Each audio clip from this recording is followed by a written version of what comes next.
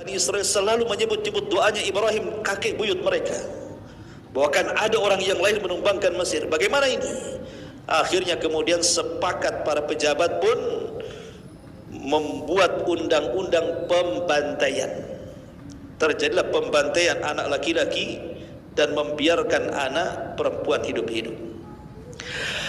Ma'asyiral muslimin yang dimuliakan Allah Azza wa Jalla, masalahnya bagaimanapun kerajaan Mesir di zaman Fir'aun di zaman itu sangat berhajat kepada Bani Israel. Karena Bani Israel itu Allah berikan kecerdasan, sehingga mereka bisa bekerja untuk kerajaan Mesir yang membangun jalan, membangun jembatan, membangun istana, menjadi pembantu rumah tangga dan begitu seterusnya, dan akan diperbudak tuh. Kalau seandainya anak laki-lakinya dibantai semuanya kemudian mati, kemudian orang tuanya sudah tua kemudian mati, lama-lama habis Bani Israel ini. Lalu siapa yang akan berkhidmat kepada kami, katanya. Jadi para pejabat ini terpikir nih, kalau ras Bani Israel habis, siapa yang akan bekerja kepada kami, katanya. Dari situ kemudian Fir'aun pun merubah undang-undang yang tadinya pembantaian terus setiap tahun, dirubah undang-undangnya dengan cara 1 tahun melakukan pembantaian, 1 tahun melakukan pembiaran. Lah di tahun ketika tidak ada pembantaian, tahun pembiaran, disitulah lahir Nabiullah Harun alaihi salam. Kemudian selang 1 tahun setelahnya, ada yang mengatakan 3 tahun setelahnya, ketika tahun pembantaian, lahirlah Nabi Musa alaihi salatu wassalam. Jadi jarak Musa ke Harun ada yang mengatakan 1 tahun, ada yang mengatakan 3 tahun. Jadi Harun itu abangnya, Musa itu adiknya. Inilah kisah kelahiran Nabi Allah Harun alaihi salatu wassalam.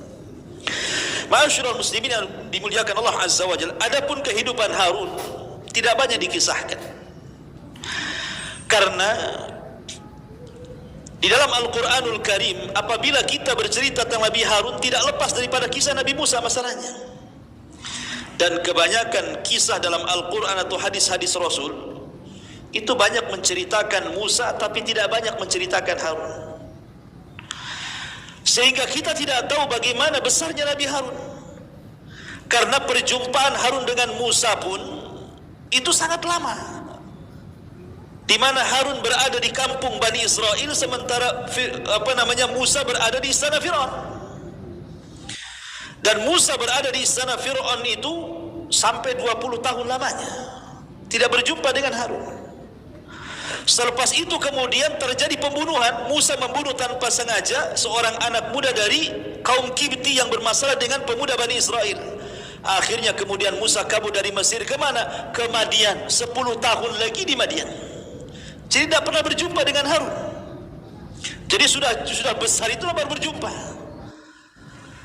Jadi sangat sedikit sekali kisah Nabi Harun, dari kecil sampai besar hampir tidak dikisahkan. Yang dikisahkanlah perjalanan Nabi Musa di istana sampai ke Madian. Yang jelas bahwa ketika Nabi Musa alaihi salatu wassalam pulang dari Madian, kemudian di tengah perjalanan Allah subhanahu wa ta'ala mengangkat Musa menjadi Nabi dan Rasul untuk berdakwah kepada Fir'aun. Maka dari sini Allah subhanahu wa ta'ala memerintahkan Musa untuk mendakwahkan tauhid. Masalahnya Musa ini kan pertama tinggal di istana, dia tidak bergaul. Lain dengan Harun kan bergaul gitu ya, karena memang hidup di tengah-tengah kabilah. Kalau ini kan hidup di istana, ya pergaulannya dengan istana. Kemudian pergi ke Madian, ke negeri Arab, sehingga bahasa yang biasa diucapkan oleh orang-orang Mesir itu agak susah. Musa itu tidak punya kefasihan di situ. Samalah saya ini orang Sunda, karena lama di Batam, kalau pulang tuh gagap mau ngomong Sunda. Ya, harus dikarantina dulu 3 bulan, nah baru lancar. Ya. Kalau langsung datang ya bahasa Indonesia yang keluarnya lah. Jadi akhirnya kemudian Nabi Musa alaihi salatu wassalam kurang pede itu berdakwah sama Fir'aun itu, karena tidak punya kefasihan bahasa. Dari situlah kemudian ketika dia berjumpa dengan Harun, dia melihat sisi kelebihan Harun, abangnya ini. Dia kalau ngomong fasih, orator, retorikanya bagus begitu kan. Kemudian orangnya lembut. Makanya akhirnya kemudian Musa pun meminta kepada Allah Subhanahu wa taala untuk menjadikan Harun itu sebagai teman dia berdakwah menuju Firaun. Dari sini Allah Subhanahu wa taala katakan dalam surah Toha ayat 29 dan 34 sampai 34, qala rabbi israh li sadri wa yassir li amri wahlul 'uqdatam min lisani yafqahu qawli waj'al li waziran min ahli Harun akhi ushdud bihi azri wa asyriku fi amri kay nusabbihuka katsira wa nudzakkiraka katsira innaka kunta bina basira qala qad utita su'laka ya Musa. Musa pun mengatakan sebagaimana Allah firmankan dalam Al-Quran, ya Allah lapangkanlah dadaku, mudahkanlah urusanku, lepaskanlah kekakuan lidahku, supaya mereka bisa mengerti perkataanku. Dan jadikanlah untukku seorang pembantu dari keluargaku, yaitu Harun saudaraku. Teguhkanlah kekuatanku dengan adanya dia, dan jadikanlah dia teman dalam urusanku, agar kami banyak bertasbih kepadamu dan banyak mengingat dirimu. Jadi Nabi Musa berdoa kepada Allah agar Harun dijadikan teman dia dalam berdakwah.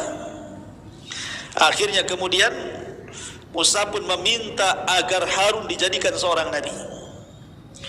Maka Allah Subhanahu wa taala kabulkan permintaan Musa, Allah pun angkat Harun menjadi nabi. Jadi Harun menjadi nabi itu atas permintaan Nabi Musa. Makanya kemudian Allah katakan wa wahabna lahu min rahmatina akhahu Haruna nabiyya. Dalam surah Maryam ayat 53, dan kami telah menganugerahkan kepadanya sebagian rahmat kami, yaitu saudaranya Harun telah menjadi seorang nabi. Dan juga Allah Subhanahu wa taala sebutkan Harun ini dari rentetan para nabi. Sebagaimana Allah mengatakan dalam surah An-Nisa ayat 163, inna auhayna ilaika kama auhayna ila nuhin wan nabiyina min ba'di wa auhayna ila Ibrahim wa Ismail wa Ishaq wa Yaqub wal asbat wa Isa wa Ayyub wa Yunus wa Harun wa Sulaiman wa atayna Dawuda zabura. Dan sesungguhnya kami telah memberikan wahyu kepadamu sebagaimana kami telah memberikan wahyu kepada Nuh dan nabi-nabi yang kemudiannya, dan kami telah memberikan wahyu pula kepada Ibrahim, Ismail, Ishak, Yaqub, dan anak-anak cucunya Isa, Ayyub, Yunus, Harun, dan Sulaiman, dan kami berikan Zabur kepada Daud. Surah An-Nisa 163. Dari sini kita tahu Harun resmi diangkat menjadi nabi untuk menemani Musa dan atas permintaan Musa kepada Allah Subhanahu wa taala. Ma'asyiral muslimin yang dimuliakan Allah Subhanahu wa taala, ketika betul-betul Harun alaihi salatu wassalam dibawa oleh Musa ke istana Firaun, kemudian keduanya berdakwah dengan kegigihan keduanya, tetapi Firaun ini memang Allah ciptakan, Allah takdirkan menolak dakwanya Nabi Musa. Dia sombong, melampaui batas, dan menolak kebenaran. Tetapi di sini ada faedah yang bagus sekali yang dikemukakan oleh Syekhul Islam Ibn Taimiyah rahimahullahu ta'ala. Karena antara Musa dan Harun ini syakhsiyah yang berbeda. Jadi punya tipe karakter yang berbeda. Musa ini keras orangnya. Musa ini sangat keras orangnya. Harun pula sangat lembut pula orangnya. Kata Syekhul Islam Ibn Taimiyah rahimahullahu ta'ala, kana Amr ibn al-As ahadul umara wa Abu Ubaidah ibn al-Jarrah aidan. Amr ibn As itu salah seorang pemimpin. Begitu juga Abu Ubaidah ibn al-Jarrah juga salah seorang yang layak menjadi pemimpin. Tetapi wa qaddama Abu Bakrin alaihim Khalid ibnul Walid li syaja'atihi wa manfaatihi fil jihad. Tapi Abu Bakar Siddiq radhiyallahu an tidak memilih Amr ibn As, tidak memilih Abu Ubaidah ibnul Jarrah, malah memilih Khalid ibn Walid menjadi pemimpin dalam perang. Kenapa?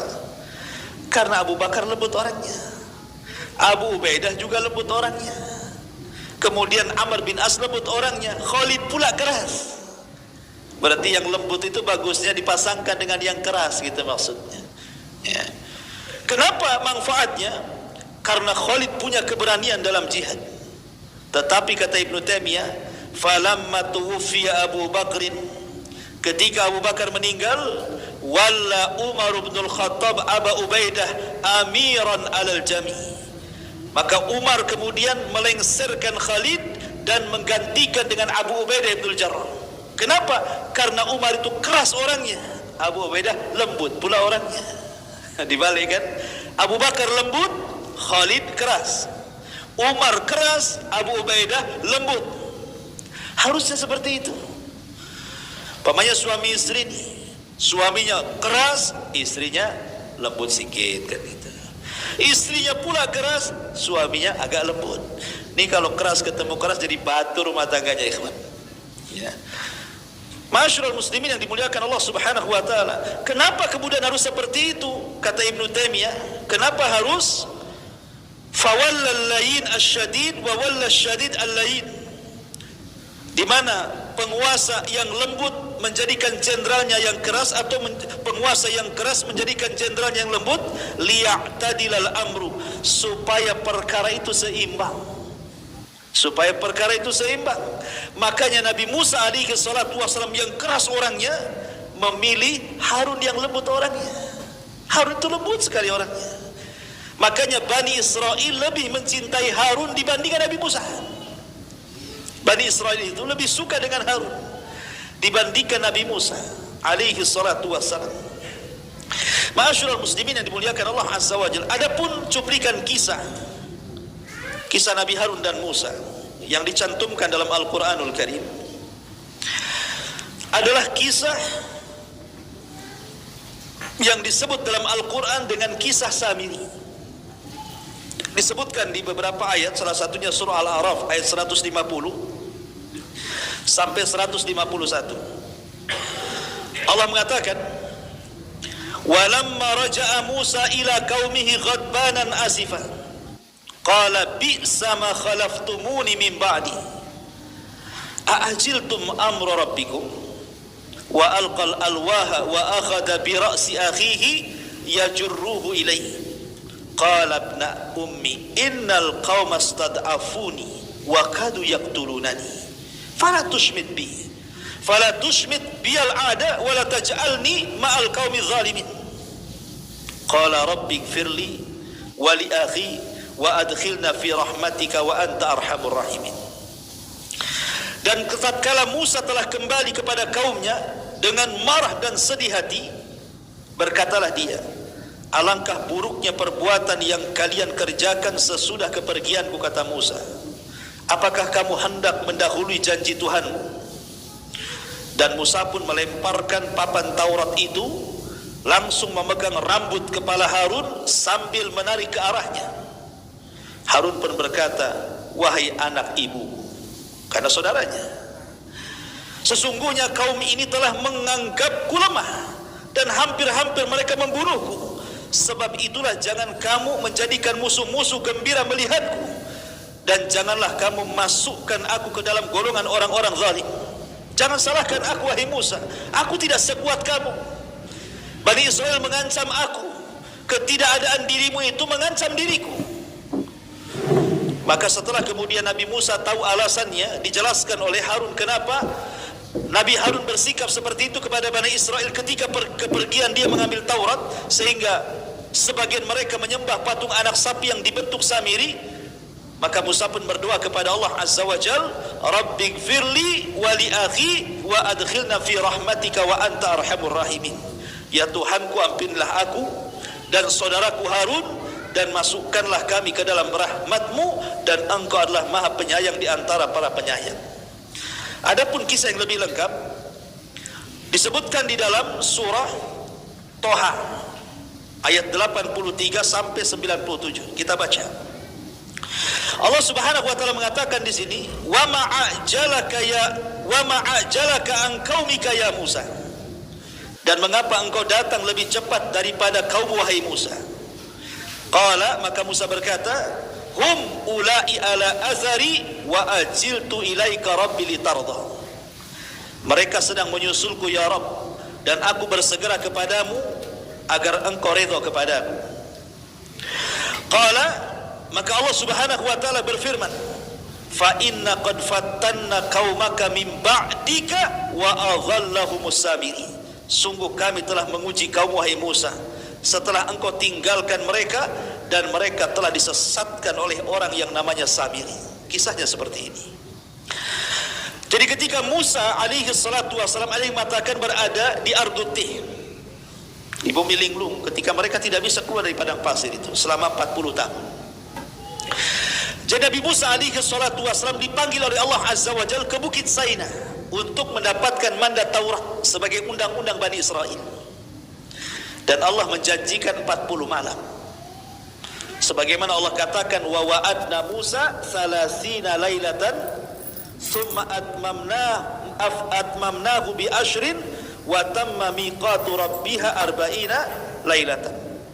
Kami janjikan Musa 30 hari, kemudian disempurnakan 10, maka genap menjadi 40 malam. Jadi berangkat Nabi Musa ke Bukit Saina. Kemudian Nabi Musa berpuasa selama 30 hari. Ada yang mengatakan Nabi Musa berpuasa di bulan Dzulqa'dah. Nah, sekarang kita berada di bulan Qa'dah selama 30 hari. Kemudian ketika dia hendak membatalkan puasanya, maka Allah katakan, jangan kau batalkan, tambah lagi 10 hari. Maksudnya 10 awal bulan Dzulhijjah. Kemudian setelah itu Allah turunkan Taurat kepada Musa. Lah ketika Nabi Musa alaihi salatu wasallam berada di Bukit Saina menunggu mandat Taurat, di sisi lain Bani Israel yang sudah diserahkan kepada Harun, rupanya ada orang munafik di tengah-tengah mereka, namanya Samiri. Samiri ini namanya Musa As-Samiri. Sama-sama Musa namanya. Musa Samiri. Musa Samiri ini ketika menyeberang lautan dan Fir'aun ditenggelamkan, dia kan di belakang Nabi Musa.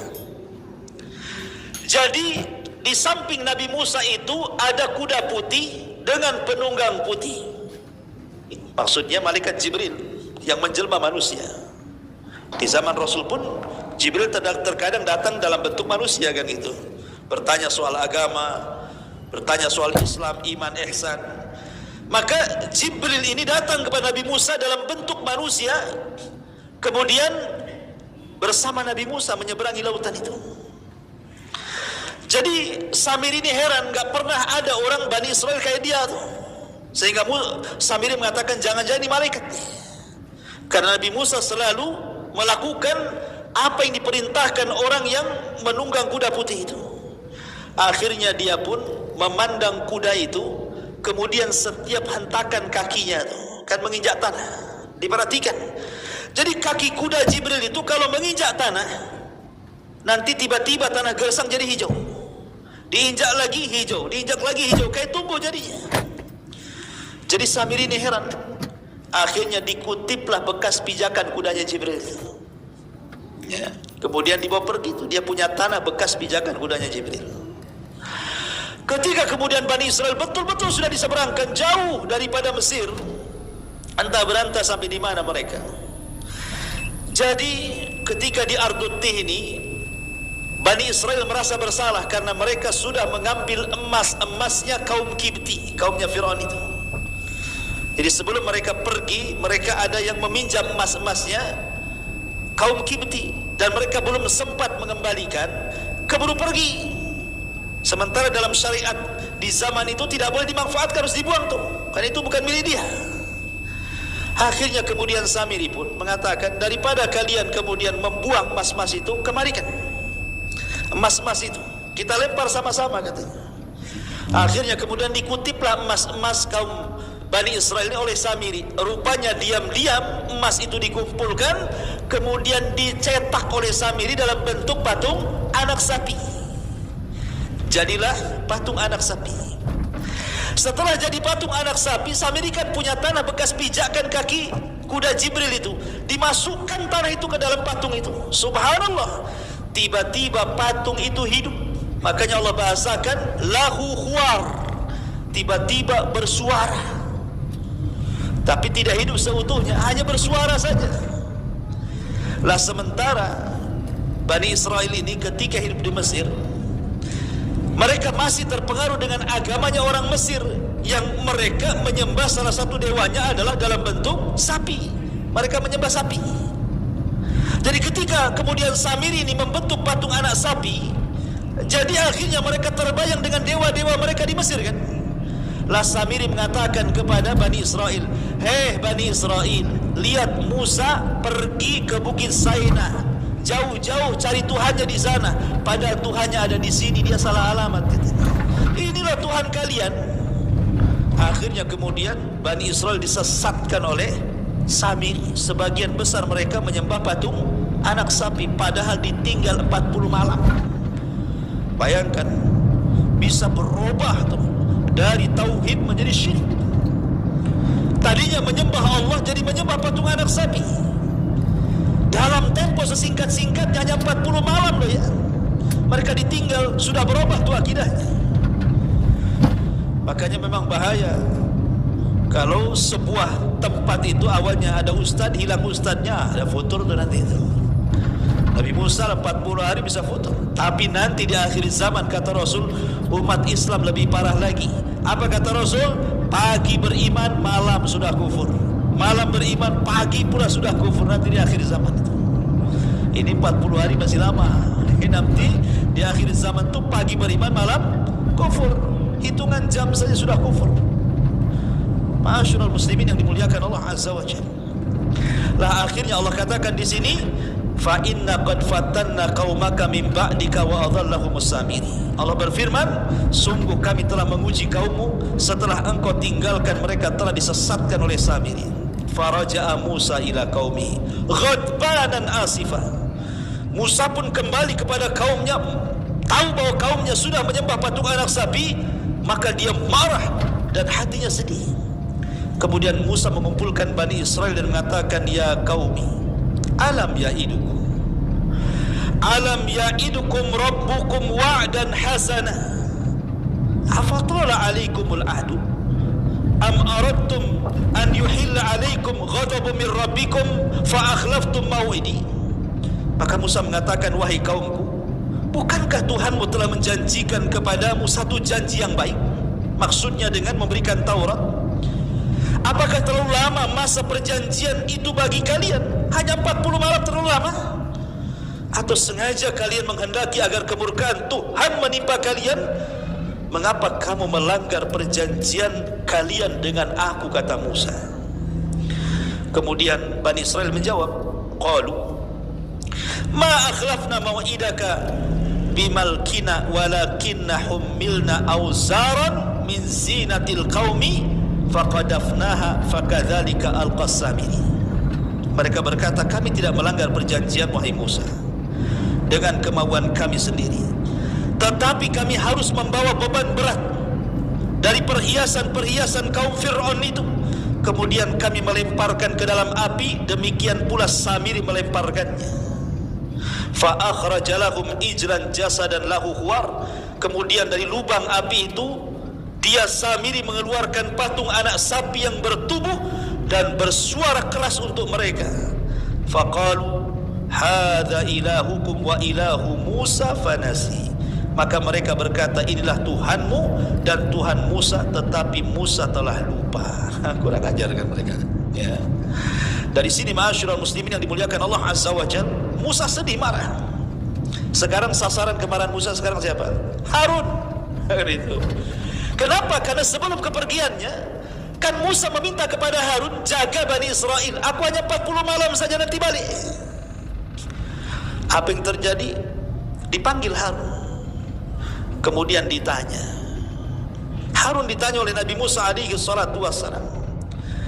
Ma'asyiral muslimin yang dimuliakan Allah azza wa jalla, apa kata Nabi Musa? Qala ya Harun, ma mana'aka id ra'aitahum dhallu. Wahai Harun, apa yang menghalangi kamu ketika engkau melihat mereka telah sesat? Ala tattabi'an afa asaita amri, sehingga engkau tidak mengikuti arahanku?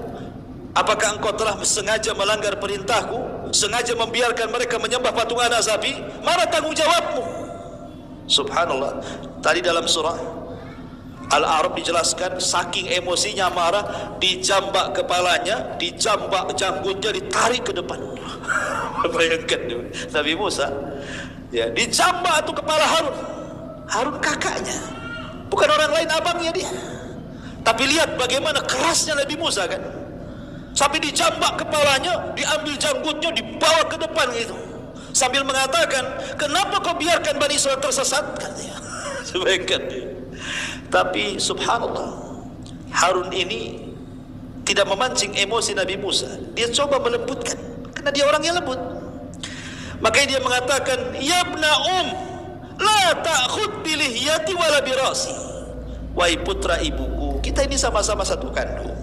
Janganlah engkau pegang janggutku, jangan pula kau pegang kepalaku, lepaslah. Masa dipegang kayak gini kan? Lepaskan. Ya. Jangan pegang rambutku, jangan pegang janggutku. Inni khashitu an taqula farraqtu baini wa baina bani Israil wa lam tarkub qawli. Aku khawatir engkau akan berkata kepadaku, engkau telah memecah belah Bani Israel dan engkau tidak melihat amanatku. Artinya bahwa Harun tidak bersalah. Maka disebutkan dalam surah Al-A'raf tadi, aku ini lemah, tidak sekuat kamu. Mereka mengancam akan membunuhku, bisa apa aku? Ya aku biarkan saja. Yang penting mereka tidak berpecah, mereka bersatu menunggu kau datang. Sengaja aku tenangkan mereka. Ya. Kalau aku keras, bisa saja mereka membunuhku. Habis aku terbunuh umpamanya, mereka bercerai-berai sementara kau tak ada. Maka aku hanya berusaha menenangkan mereka sampai kau datang. Biar kau lihat bagaimana kelakuan Bani Israel. Lihat bagaimana kelembutan Harun, ya, dibandingkan Nabi Musa alaihi salatu wassalam. Kemudian Musa pun mulai mencari-cari beang kerok, ini siapa nih? Setelah kemudian dimaafkan Harun dan didoakan rahmat, maka Musa pun tahu bahwa dalangnya adalah Samiri. Panggil Samiri kemari. Dipanggillah Samiri. Kemudian Musa mengatakan, qala fama khatbuka ya Samiri. Samiri, apa yang mendorongmu berbuat demikian? Kenapa kau lakukan seperti ini, menyesatkan Bani Israel? Apa kata Samiri? Qala basartu bima lam yabsuru bihi faqabattu qabdatan min atharir rasul fanabattuha wa kadzalika sawwalat li nafsi. Samiri berkata, aku mengetahui sesuatu yang tidak mereka ketahui. Maksudnya dia melihat Jibril, orang-orang tidak tahu. Ya. Jadi aku mengambil segenggam tanah dari jejak Rasul, maksudnya jejak kakinya kuda Jibril tadi itu. Lalu aku melemparkan ke dalam api itu. Demikianlah nafsuku yang membujukku. Jadi ketika Nabi Musa mengatakan, apa yang mendorongmu melakukan itu? Hawa nafsuku, wahai Musa, katanya. Dengan entengnya dia mengatakan, hawa nafsuku yang menyuruh aku melakukan ini, katanya. Tapi subhanallah, Nabi Musa tidak menghukum Samiri, tetapi menyuruh pergi. Sebagai balasannya, qala fadhhab fa innalaka fil hayati an taqula la misas. Musa berkata, pergilah kau wahai Samiri, jangan ada di sini. Sesungguhnya di dalam kehidupan di dunia ini engkau hanya dapat mengatakan janganlah menyentuh aku, dan engkau pasti mendapatkan hukuman yang telah dijanjikan di akhirat kelak. Wa innalaka mau'idan lan tukhlifahu wandur ila ilahika alladhi dhalta alaihi akifa lanuharriqannahu thumma lanasfiyannahu fil yammi nasfa. Maka Musa mengatakan, lihatlah Tuhanmu yang kau ciptakan itu, yang telah kau sembah itu, kami pasti akan membakarnya. Kemudian sungguh kami akan menghamburkannya, abunya ke dalam lautan, sehingga akan ditenggelamkan di tengah-tengah lautan. Maka Samiri pun dihukum, dia tidak akan didekati orang dan tidak bisa mendekati orang, hidup sendirian tersiksa. Sehingga karena tidak dijelaskan bagaimana wafatnya, adalah orang yang memprediksi orang belakangan bahwa Samiri adalah Dajjal. Samiri itu adalah Dajjal. Ya, tapi pendapat ini tidak benar. Samiri, Dajjal, nggak ada urusan. Ya. Masyarul muslimin yang dimuliakan Allah Azza wa Jalla. Intinya bahwa di sini Nabi Musa dengan Harun alaihi salatu wassalam ada hubung kait berlomba-lomba dalam memperbaiki Bani Israel. Cuman bedanya kalau Harun ini dengan kelembutannya mengajak manusia ke dalam tauhid, Musa pula dengan kerasnya selalu mengancam Bani Israel supaya imbang perkaranya. Adapun wafatnya dijelaskan. Jadi satu hari dijelaskan bahwa Allah Subhanahu wa taala mewahyukan kepada Musa lewat Jibril alaihi salatu wassalam bahwa Harun itu akan meninggal. Jadi Musa tahu nih Harun akan meninggal. Musa tahu duluan karena Allah mengutus Jibril untuk memberitahu Musa bahwa Harun akan meninggal. Jadi akhirnya Musa pun karena tahu Harun akan meninggal, Musa membawa Harun ke tempat yang sangat jauh dari Bani Israel, ke tempat yang tinggi di pegunungan. Kemudian Nabi Musa membawa ke tempat yang indah. Di situ ada rumah yang indah, di situ ada kasur yang indah. Pokoknya menyenangkan. Jadi Musa menyenangkan saudaranya Harun. Ketika sampai di tempat itu, Harun takjub dengan rumah, dengan kasur yang empuk yang indah, dengan pemandangan yang indah. Kemudian tiba-tiba Harun mengatakan kepada Musa, "Uhibbu an anama ala hadzal sarir." Wahai Musa, izinkan aku. Nampaknya aku ingin berbaring di kasur itu, katanya. Boleh enggak? Maka Musa mengatakan, "Nim ali." Tidurlah kau di situ. Faqala Harun mengatakan, "Inni akhafu an ya'tiya sahibul bait fayaghdab minni." Tapi masalahnya ini rumah siapa? Kalau aku tidur di sini tiba-tiba datang pemilik rumah, kemudian dia marah kepada aku, apa yang harus aku katakan? Maka Musa mengatakan, "La takhaf." Jangan kau takut. Tetap aku bersamamu di samping. Tidur saja. Akhirnya kemudian Harun pun tidur dan Allah takdirkan malakul maut datang. Kemudian mencabut ruhnya Harun di atas pembaringan. Kemudian rumah itu diangkat ke langit. Kasur-kasurnya, tempat tidurnya Harun pun diangkat ke langit semuanya. Kemudian Musa pun duduk sendirian. Setelah itu Musa pergi menuju Bani Israel. Bani Israel bertanya, "Aina Harun? Di mana Harun? Tadi berangkat berdua kok datang sendiri pula. Di mana Harun?" Maka Musa mengatakan, "Allah sudah mengambilnya." Marah Bani Israel, menuduh bahwa Musa membunuh Harun. Karena sekali lagi Bani Israel itu lebih cinta kepada Harun dibandingkan Musa, kan itu. Ketika kehilangan Harun, marah Bani Israel. "Kau membunuhnya ya?" katanya. Kata Musa, "Aku tidak membunuhnya." Maka khawatir Bani Israel menuduh dia seorang pembunuh. Maka Musa pun berdoa kepada Allah Subhanahu wa taala. Setelah berwudu kemudian salat 2 rakaat, dia menegakkan tangannya kemudian mengatakan kepada Allah, "Ya Rabb, buktikan bahwa Harun itu sudah meninggal dan aku tidak membunuhnya." Maka Allah turunkan kembali Harun dalam kondisi sudah meninggal di atas kasur itu. Turun dari langit itu. Kemudian disaksikan Bani Israel bahwa Harun betul-betul meninggal. Akhirnya percaya Bani Israel bahwa Musa tidak membunuhnya. Tapi Allah menghendaki bahwa Harun memang sudah waktunya dijemput ajalnya. Ma'asyiral muslimin yang dimuliakan Allah Azza wa Jalla, inilah sejarah singkat karena memang untuk mencari maklumat tentang kisah Harun agak sulit karena kisahnya juga terbatas, ya. Jadi hanya bisa mengambil dari tekstual Al-Quran dan beberapa pendapat para ahli tafsir seperti Al-Qurtubi dan yang lainnya. Wallahu a'lam bishawab. Saya kira cukup sampai di sini.